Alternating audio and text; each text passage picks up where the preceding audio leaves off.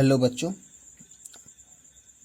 आज हम लोग कक्षा 10वीं के मैथ एनसीईआरटी बुक से एक्सरसाइज 3.4 का सवाल नंबर 2 बनाएंगे। सवाल नंबर 1 हमने कल हल किया था। आज हम सवाल नंबर 2 से इसकी शुरुआत करेंगे। जैसे देखिए, बोल रहा है कि निम्न समस्याओं में रैखिक समीकरणों के युग्म बनाइए और उनके हल यदि उनका अस्तित्व हो तो विलोपन विधि से ज्ञात कीजिए। मतलब ये हुआ कि ये जो सवाल दे रखा है सभी सवालों का हमें समीकरण युग्म बनाना है, मतलब 2 समीकरण बनाना है। इसके बाद अगर उसका अस्तित्व है समीकरण का तो उसे हल करके हमें सवाल में जो भी पूछ रहा है प्रश्न उसका उत्तर देना है। तो चलिए हम सवाल नंबर 2 का पहले से शुरुआत कर रहे हैं। बोल रहा है कि यदि हम अंश में 1 जोड़ दे तथा हर में 1 घटा दे तो भिन्न 1 में बदल जाती है। यदि हर में 1 जोड़ दे तो वह 1/2 हो जाती है। तो भिन्न क्या है? मान लीजिए कोई भिन्न है, कोई भिन्न हम मुझसे बोलते हैं जिसे अंश बटा हर के रूप में हम लिख सकते हैं। तो यही बोल रहा है कि अगर कोई ऐसा भिन्न है जिसके अंश में हम 1 जोड़ दे, मतलब जो हमारा भिन्न है अंश बटा हर, अंश में 1 जोड़ दे, हर में 1 घटा दे, तो वह भिन्न हमारा कट के क्या हो जाता है? 1 हो जाता है। यदि हर में 1 जोड़ दे तो वह भिन्न 1/2 हो जाता है। तो वह भिन्न क्या है? तो चलिए हम इसकी शुरुआत करें। सबसे पहले हम क्या करेंगे? भिन्न को मान लेंगे। तो भिन्न जब हमारा अंश बटा हर के रूप में होता है तो उसे हम अंश बटा हर के ही रूप में मानेंगे। जैसे देख लीजिए, माना कि भिन्न का अंश बराबर x तथा हर बराबर क्या हो जाएगा? हर बराबर y। और जब अंश मान लिया, हर मान लीजिए, तो हमारा भिन्न भी यही हो जाएगा। इसलिए हमारा भिन्न क्या हो जाएगा? भिन्न बराबर, भिन्न का वही सूत्र होता है अंश बटा में हर। तो अंश हमने x माना है, हर हमने y माना है, तो भिन्न हमारा x बटा y हो गया। अब चलिए फिर पहले कंडीशन में चलते हैं प्रश्न से। देखिए पहले कंडीशन में बोला है कि जो हमारा भिन्न है, चलिए तो हमारा भिन्न क्या है? x बटा में y। पहले हम लिख ले रहे हैं। बोल रहा है कि भिन्न के अंश में हम 1 जोड़ दे तथा हर में 1 घटा दे। चलिए तो अंश में हम 1 जोड़ दे रहे हैं, हर में 1 घटा दे रहे हैं, तो भिन्न हमारा क्या हो जा रहा है? 1 हो जा रहा है। अब इसको हम हल करेंगे क्योंकि हम समीकरण के रूप में लाना है। तो चलिए इसको हम बाई सी एम करेंगे। तो बाई सी एम करेंगे तो क्या हो जाएगा हमारा? x + 1 = y - 1। तो क्या हो जाएगा हमारा? x माइनस, इधर का प्लस इधर आएगा तो माइनस, बराबर इधर -1 है, इधर का प्लस इधर जाएगा तो माइनस हो जाएगा। तो हमारा क्या हो जाएगा? x - y = -2। ये हमारा हो गया समीकरण 1। अब क्या करेंगे हम? फिर दूसरे कंडीशन में देखेंगे सवाल क्या बोला है, मतलब पुनः प्रश्न से। अब देखते हैं फिर प्रश्न क्या बोल रहा है। इसमें बोल रहा है कि यदि हर में 1 जोड़ दे तो भिन्न वह भिन्न 1/2 हो जाती है। इसमें अंश में नहीं, सिर्फ हर में 1 जोड़ना है। तो चलिए सबसे पहले हम भिन्न लिखेंगे। तो भिन्न हमारा x बटा y है। बोला है हर में 1 जोड़ दे, हर में 1 जोड़ दीजिए, तो भिन्न हमारा क्या हो जा रहा है? 1/2। तो 1/2 लिख दिए। अब इसको भी सेम वही प्रोसेस करेंगे। इसको भी क्या करेंगे हम? बाई सी एम कर देंगे। तो कितना हो जाएगा हमारा? 2x बराबर y + 1। तो ये क्या हो जाएगा? 2x, ये इधर का प्लस इधर आएगा तो माइनस, तो 2x - y हो गया। अब 1 का 1, ये हमारा समीकरण क्या हो गया? 2। अब क्या करेंगे हम? समीकरण 1 तथा 2 को लेकर चलेंगे, फिर जो हमें वैल्यू मिलेगा वही हमारा आंसर होगा। तो चलिए अब क्या करेंगे हम? समीकरण 1 तथा 2 से, समीकरण 1 तथा 2 से। तो समीकरण 1 तथा 2 से क्या हो जाएगा हमारा? समीकरण 1 क्या है? x - y बराबर -2, समीकरण 1। तो समीकरण 2 हमारा है 2x - y बराबर 1, समीकरण 2। अब क्या करेंगे हम? चिन्ह बदल देंगे, माइनस प्लस माइनस।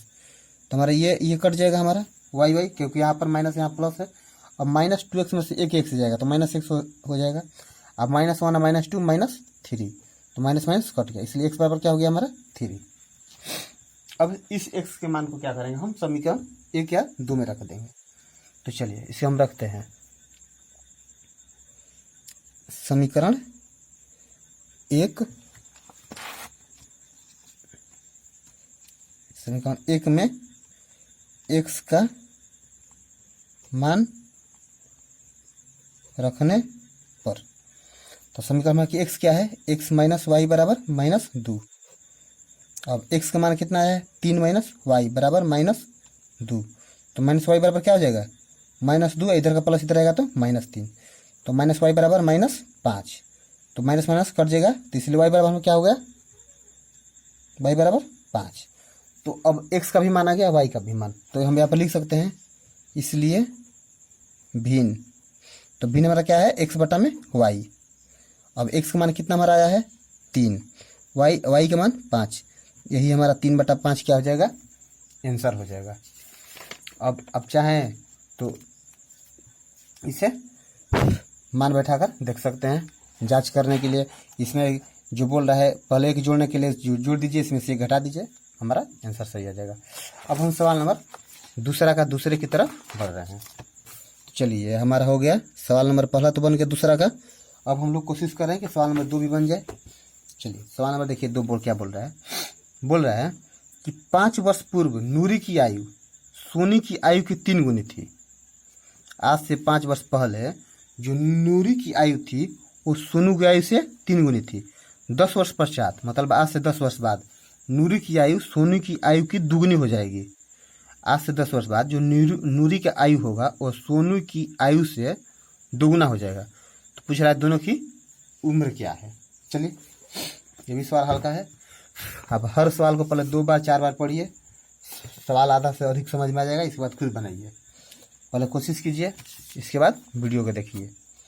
समझ में आए तो वीडियो आप पॉज करके भी बना सकते हैं। देखिए तो पहले क्या करेंगे, हम दोनों का उम्र मान लेंगे।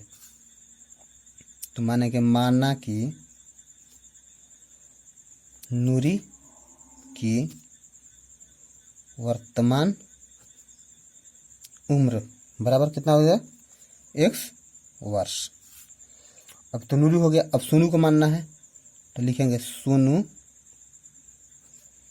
का वर्तमान उम्र बराबर y वर्ष। चलिए ये दोनों हम मान लिए। अब चले प्रश्न देखते हैं क्या बोलता है प्रश्न से। तो पहले कंडीशन में प्रश्न बोल रहा है कि 5 वर्ष पूर्व माने आज से 5 वर्ष पहले, तो दोनों की उम्र में से 5 वर्ष घट जाएगा। क्योंकि मान लीजिए अब अगर आज आपका उम्र 10 वर्ष है तो आज से 5 वर्ष पहले आपका उम्र क्या होगा, 10 माइनस 5। उसी तरह बोल रहा है 5 वर्ष पूर्व, तो अभी हम जितना वर्तमान उम्र इनका माने हैं उसमें से 5 वर्ष क्या हो जाएगा, घट जाएगा। तो 5 वर्ष पूर्व, 5 वर्ष पूर्व, 5 वर्ष पूर्व किसकी आयु भाई, तो नूरी की आयु।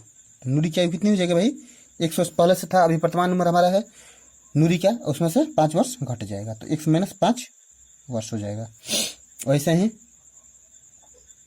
सोनू का आयु, आज से 5 वर्ष पहले सोनू का आयु कितना होगा, आज जितना उम्र का है उसमें से 5 वर्ष कम कर देंगे, तो आज y वर्ष का है उसमें से 5 वर्ष हम क्या करेंगे, घटा देंगे।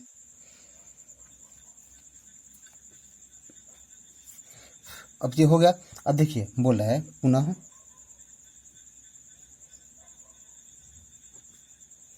पुनः प्रश्न से। अब बोल रहा है देखिए हमारा x माइनस 5 वर्ष इसका उम्र है, सॉरी इसका भी काम नहीं है, बराबर y माइनस 5। अब बोल रहा है जो चलिए सवाल में पढ़ते हैं। बोल रहा है कि 5 वर्ष पूर्व नूरी की आयु सोनू की आयु की 3 गुनी थी। मतलब जो सोनू का उम्र है नूरी की आयु से 3 गुना कम है। मतलब अगर ये 5 वर्ष का है तो ये 15 वर्ष का है। तो समीकरण को इक्वल करने के लिए क्या करेंगे, हम इसमें 3 से गुणा कर देंगे। अब देखिए कितना हो जाएगा, ये x माइनस 5 बराबर 3y माइनस 15 हो जाएगा x माइनस 5 बराबर sorry x minus 3y, x minus 3y, इधर का प्लस इधर आएगा तो क्या हो जाएगा माइनस, ये 3 है दोस्त। x माइनस 3y बराबर कितना हो जाएगा, -15 प्लस है ये प्लस 5 हो जाएगा, तो कितना हो जाएगा x माइनस 3y बराबर -10। ये हो गया हमारा समीकरण 1। अब देखिए ये तो समीकरण हो गया। अब हम समीकरण 2 में देखिए क्या बोल रहा है कि 10 वर्ष पश्चात नूरी की आयु जो नूरी का उम्र है आज से 10 वर्ष बाद जितनी सोनू का उम्र है उससे दोगुना हो जाएगा। तो पहले 10 वर्ष बाद देखते हैं दोनों की उम्र क्या होती है। तो लिखेंगे 10 वर्ष पश्चात, पश्चात मतलब बाद में, 10 वर्ष पश्चात नूरी की आयु। आज जितना उम्र है नूरी का उसमें क्या होगा 10 वर्ष जुड़ जाएगा। तो आज वर्तमान उसमें उम्र है 1 वर्ष, उसमें क्या करेंगे हम 10 वर्ष जोड़ देंगे। अब देखिए यहाँ पर सोनू का उम्र क्या हो जाएगा, सोनू का उम्र बराबर कितना आ जाएगा, वाई वर्ष अभी है, उसमें 10 वर्ष क्या करेंगे हम जोड़ देंगे। अब देखिए क्या बोल रहा है, x प्लस 10 बराबर y प्लस 10। अब बोल रहा है नूरी की आयु सोनू की आयु की दोगुनी हो जाएगी। जो नूरी का उम्र है और सोनू से दोगुना हो जाएगा। तो हम क्या करेंगे, समीकरण की कॉल करने के लिए सोनू की उम्र में हम 2 से गुणा कर देंगे। अब चलिए तो ये हो जाएगा x प्लस 10 बराबर 2y प्लस 10 दूना 20। तो हो जाएगा x माइनस 2y बराबर 20 माइनस इधर का प्लस इधर आएगा तो माइनस। तो कितना हो जाएगा माइनस x माइनस 2y बराबर 10, समीकरण 2। अब समीकरण 1 तथा 2 से हम चलेंगे। समीकरण 1 तथा 2 से तो समीकरण 1 क्या है हमारा भाई, x माइनस 3y बराबर माइनस 10, समीकरण 1 है। और 2 कितना है, x माइनस 2y बराबर 10, समीकरण 2। अब क्या करेंगे, इसको हम चिन्ह चेंज कर देंगे। तो x तो कट जाएगा हमारा, तब माइनस 3y में से प्लस 2y घटेगा तो कितना हो जाएगा माइनस y बराबर माइनस 20। तो y बराबर क्या हो जाएगा, y बराबर माइनस माइनस कट गया तो y बराबर कितना हो गया 20 वर्ष। मतलब जो सोनू का उम्र माने थे वो कितना हो गया 20 वर्ष। अब इसी मान को हम क्या करेंगे, किसी समीकरण 1 में रख देंगे। तो चलिए समीकरण 1 में y का मान रखने पर, तो समीकरण 1 हमारा क्या है भाई, x माइनस 2y ना x माइनस 3y बराबर माइनस 10, समीकरण 1 है हमारा। तो चलिए x माइनस 3 गुना y का मान हमारा कितना आया है 20 बराबर माइनस 10। तो कितना हो जाएगा x माइनस 60 बराबर माइनस 10। तो x बराबर क्या हो जाएगा माइनस 10 प्लस 60। तो x बराबर कितना हो जाएगा हमारा 50। अब हम x किसका उम्र मानते थे, नूरी का उम्र। तो हमारा क्या हो जाएगा, यहाँ पर लिख लेंगे, इसलिए नूरी की वर्तमान उम्र बराबर कितना है 50 वर्ष, और सोनू का वर्तमान उम्र, सोनू का वर्तमान उम्र बराबर कितना हो जाएगा 20 वर्ष। यही हमारा आंसर हो जाएगा। अब हम सवाल नंबर 3 की तरफ रुख कर रहे हैं। तो चलिए हम सवाल नंबर 3 बना रहे हैं, दूसरा का तीसरा।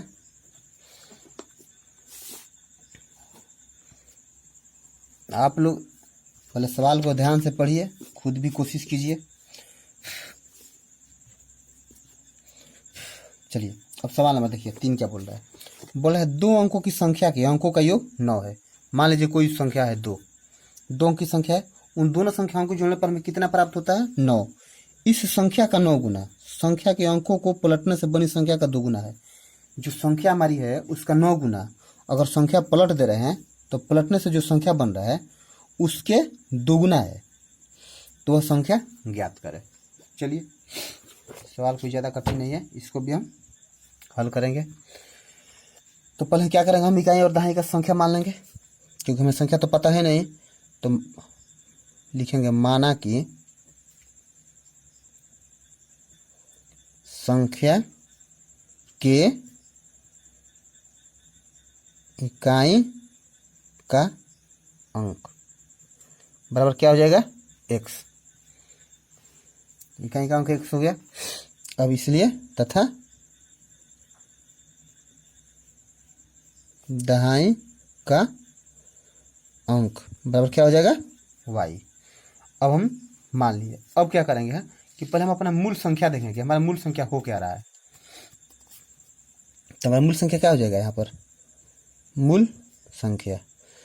तो जैसा कि दोस्तों आप लोगों को पता होगा कि इकाई के अंक में हम 1 से गुणा करते हैं और दहाई के अंक में 10 से गुणा करते हैं, सैकड़ा के अंक में 100 से गुणा करते हैं।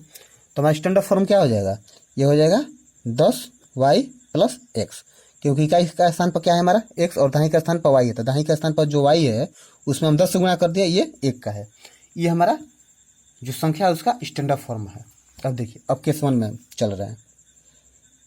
केस वन में क्या बोल रहा है, बोला है कि दोनों संख्याओं को जोड़ने पर हमें 9 प्राप्त हो रहा है।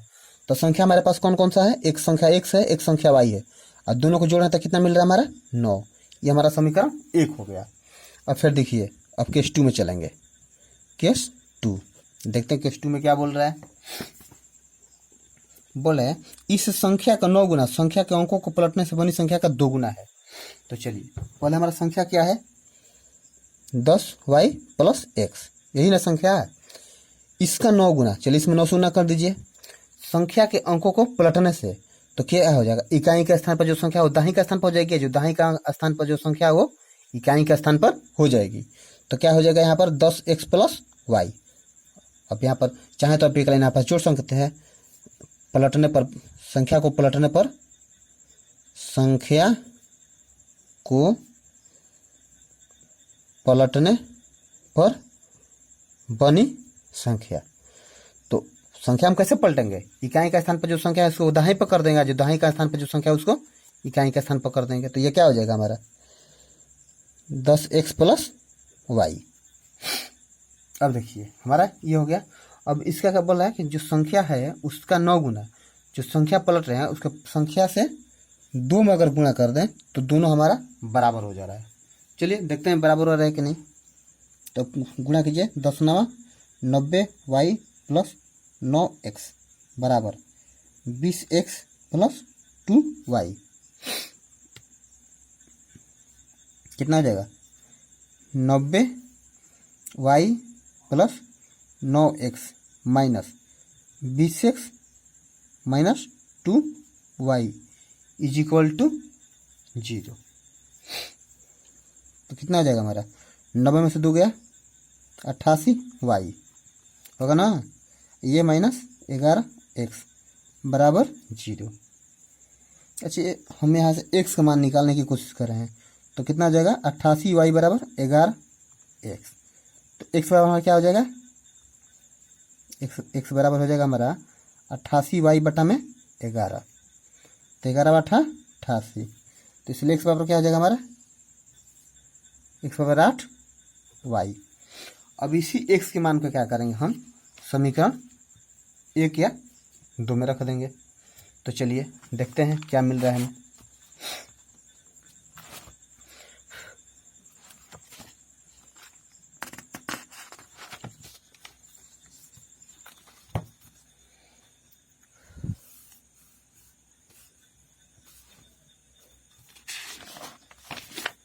लिखेंगे समीकरण 1 में x का मान रखने पर। अब चलिए समीकरण 1 हमारा क्या है x + y बराबर 9। यही तो बोल रहा है कि दोनों संख्याओं पर x + y बराबर 9। ये समीकरण हमारा 1 है, दोनों संख्याओं को जोड़ने पर 9 प्राप्त हो रहा है। अब चलिए हमारा x का मान कितना आया है 8y + y तो y है ही बराबर 9। तो कितना हो जाएगा 8 1 9y बराबर 9। तो y बराबर क्या हो जाएगा 9 बटा में 9, 9 9 कट गया एक बार में। तो y का मान कितना आ गया 1। अब y का मान हमारा 1 आ गया। इधर x बराबर कितना आया हमारा 8y। तो अब देखिए हम क्या करेंगे, यहाँ पर जो हम प्राप्त है x बराबर 8y है ना, यहाँ पर y का मान रख देंगे तो हमें x का मान प्राप्त हो जाएगा। तो इसके लिए हम इसको समीकरण 3 मान ले रहे हैं। आप चाहें तो इसमें भी मान रख सकते हैं या इसमें भी मान रख सकते हैं। तो हम समीकरण इसको 3 मान लिए क्योंकि छोटा है, ज़्यादा कैलकुलेशन नहीं करना पड़ेगा।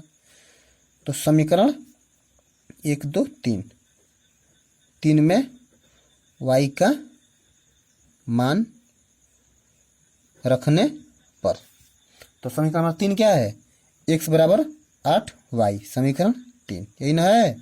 तो x बराबर क्या हो जाएगा? 8 गुना y का मान 1, तो x बराबर क्या हो जाएगा हमारा? 8। मतलब x का मान हमारा 8 है और y का मान 1 मिल गया।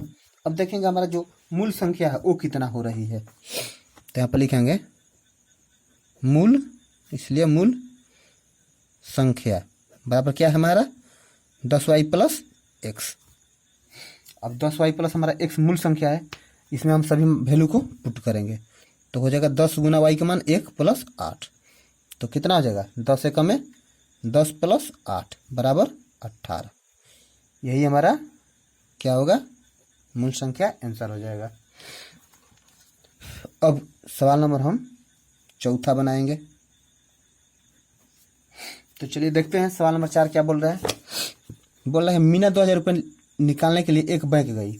उसने खजांची मतलब जो कैशियर होता है ना अकाउंट पर, वो काउंटर पर जो पैसा देता है लेता है, उसको हम खजांची बोलते हैं। तो उसने खजांची से 50 रुपये और 100 रुपये के नोट देने के लिए कहा। मीना जो लड़की है वो बैंक में गई, पैसा उसको 2000 रुपये निकालना है, 2000 रुपये निकालना है। और वो जो कैशियर है उससे बोली कि कैशियर साहब हमें 50 और 100 के नोट देना। तो कैशियर क्या किया, उधर से 50 नोट इसको निकाल के दे दिए। 50 और 100 के टोटल मिला के 25 नोट इसको दे दिए। अब बोला रहा है कि उसमें से 50 और 100 के कितने के नोट प्राप्त है। टोटल नोटों की संख्या कैशियर ने कितना दिया? मीना को 25। अब हमें ये ज्ञात करना है कि 25 में कितने 50 के नोट थे और कितने 100 के नोट। तो चलिए सवाल कोई कठिन नहीं है, ट्राई करते हैं। तो हो जाएगा हमारा, सबसे पहले हम क्या करेंगे? नोटों की संख्या मानेंगे क्योंकि हमें वही निकालना है। तो लिखेंगे माना कि 50 रुपया के नोटों की संख्या बराबर कितना है? x, क्योंकि संख्या तो हमें निकालना, संख्या तो पता है नहीं। और 100 रुपया के नोटों की संख्या बराबर y। अब देखिए प्रश्न क्या बोल रहा है, बस जैसे जैसे प्रश्न बोला वैसे वैसे हमें करते जाना है, आंसर तो अपने आप आ जाएगा। अब देखिए बोल रहा है कि जो दोनों नोट है x प्लस y के, जो 50 के नोट है जो 100 के नोट है, दोनों के जोड़ने पर हमें नोटों की संख्या कितनी मिल रही है? 25। ये हमारा समीकरण 1 हो गया। और देखिए पुनः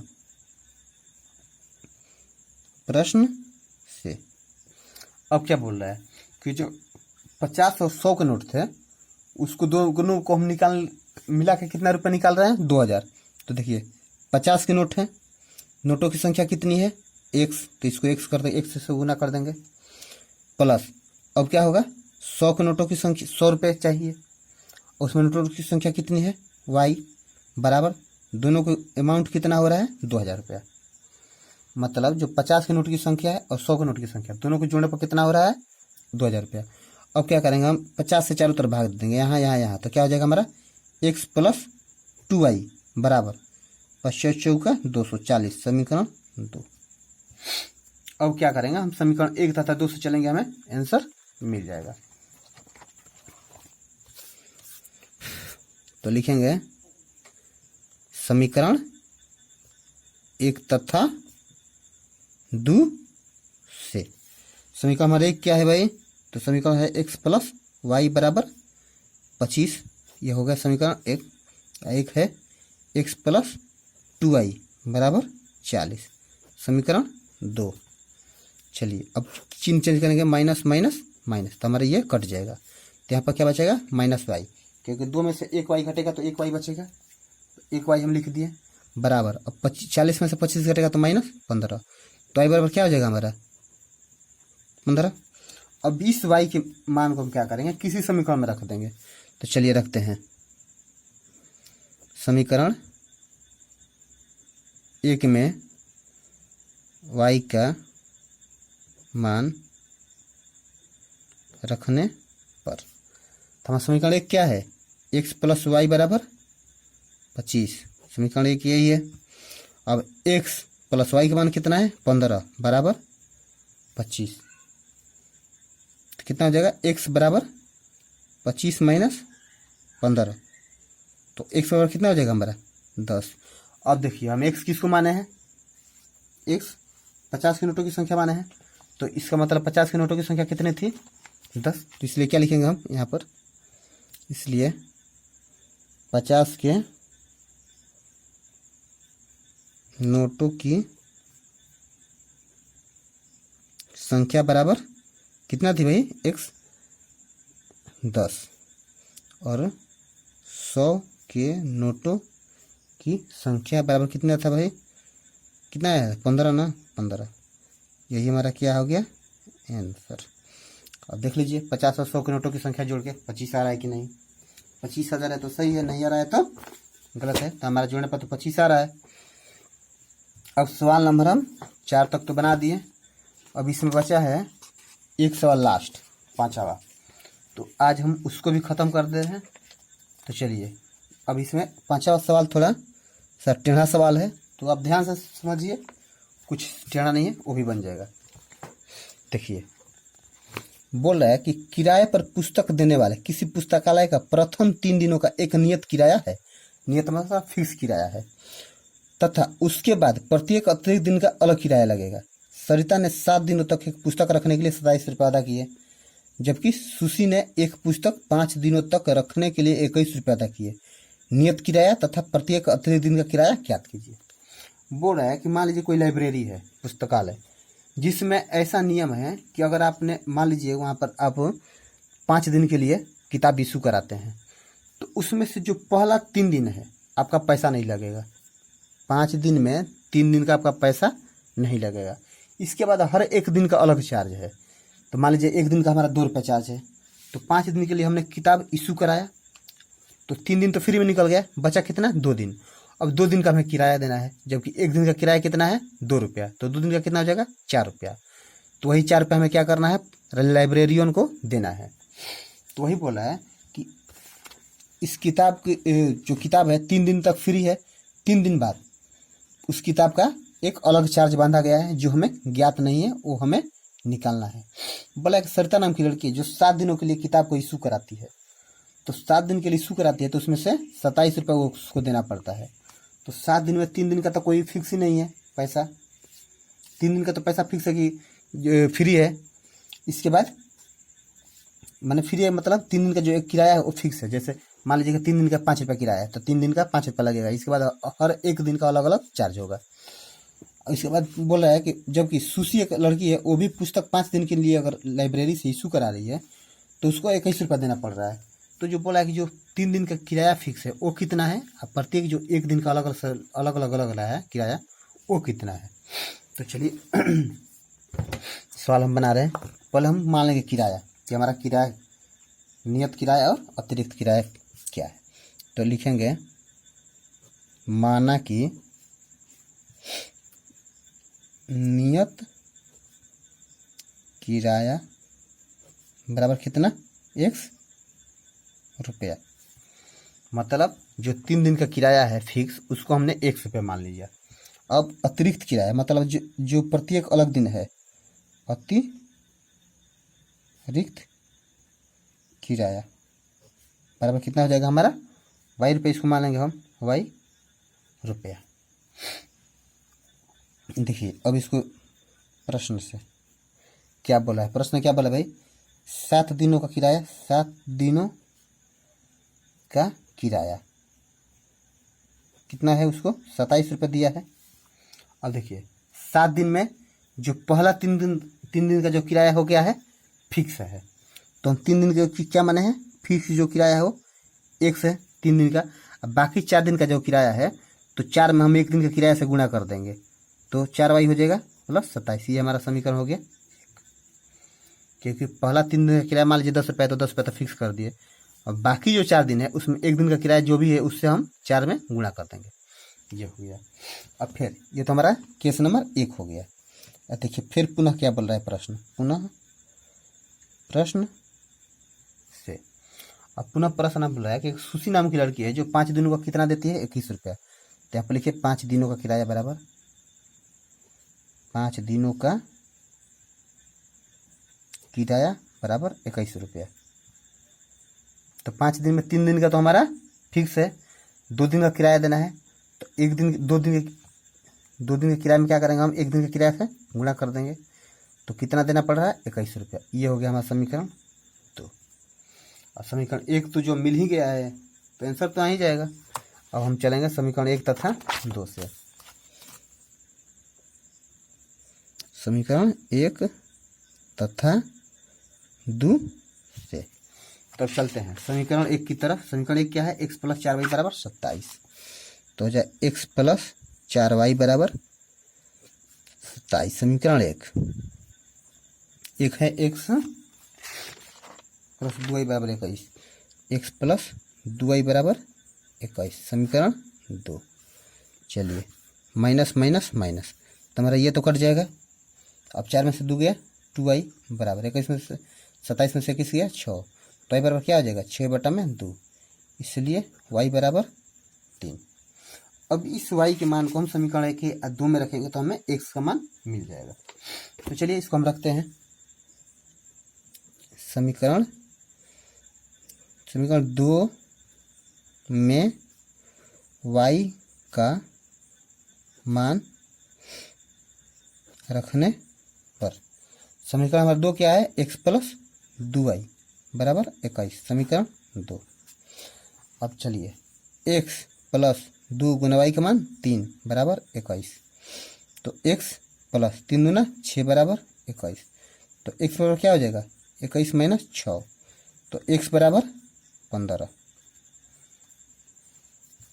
हमारा x बराबर 15। मतलब ये x किस माने हैं, हम फिक्स किराया माने हैं। तो जो 3 दिन का जो फिक्स किराया वो कितना है, वो 15 रुपया। इसलिए लिखेंगे इसलिए नियत किराया, मतलब जो 3 दिन का किराया है वो आपको 15 रुपया तो देना ही है, प्लस में 1 दिन का जो अतिरिक्त किराया है वो कितना देना है, 3 रुपया। अतिरिक्त किराया बराबर 1 दिन का कितना किराया है, 3 रुपया। यही हमारा आंसर हो गया। तो सवाल नंबर हमारा 5 खत्म हो गया। ये हम एक्सरसाइज 3.4 बना रहे थे, तो 3.4 तो हमारा खत्म हो गया। हम अब अगले एक्सरसाइज के साथ अगले वीडियो में मिलेंगे। चलिए, जिसमें हमारा ब्रज गुणन विधि सीखना है। तो ब्रज गुणन विधि के लिए हम एक अलग से सेपरेट वीडियो बनाएंगे 3.5 का। तो चलिए दोस्तों, तब तक के लिए हम चलते हैं। आप भी पढ़ते रहिए, एग्ज़ाम नज़दीक आने वाला है।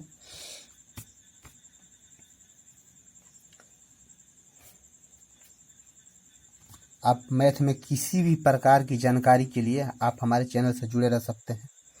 अगर हमारे वीडियोज आपको पसंद आ रहे हैं तो आप लाइक कर सकते हैं, अपने दोस्तों को बता सकते हैं। अगर कहीं कोई त्रुटि दिख रही है तो आप हमें कमेंट में बता सकते हैं। हम आपकी अपने हर त्रुटि को सुधारने की कोशिश करेंगे।